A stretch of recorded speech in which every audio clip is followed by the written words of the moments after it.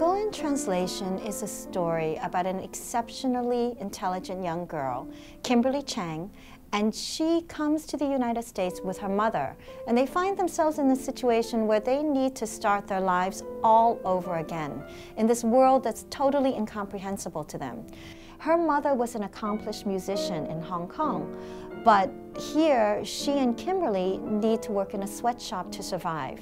Well, Kimberly is a really smart girl. She's got a talent for school, but she has a really whole new challenge when she comes to the United States because she doesn't speak a word of English. The novel is also very much really a story about a girl who winds up living in two different worlds. She's got this exclusive private school she goes to where she really has to cover up her world from the sweatshop, and meanwhile after school she's still going to help her mother. And as a result of living in these two different worlds, she meets a different guy in each world. One of the things that happens is that Kimberly has to make a lot of very important choices about who she's going to be with and who she's going to be. It's basically a story about loss of innocence. It's about overcoming hardships, but at its core, it's a love story. Although Girl in Translation is a work of fiction and not a memoir, it definitely was informed by my own experience and the experience of my family when we came to the United States and encountered a culture that we really didn't understand at all. I came to New York from Hong Kong when I was 5 years old.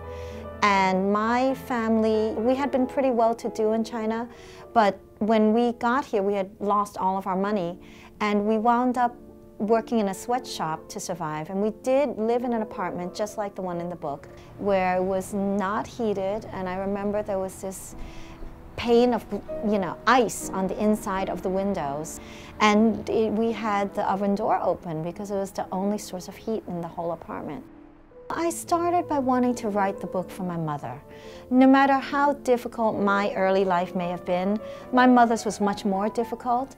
I wanted to let people know what my mother was really like. She's never really learned to speak English, so to an American, she comes across as quite simple.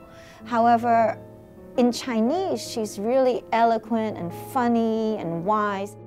There are things that happen that are difficult that you can't forget, but I've always really felt compelled to write about them because when you bring those things into the light, you see that they're actually beautiful and that people can share in them and understand them. And how many people say, I was never able to talk about it, but now I feel that your book has helped illuminate this whole world.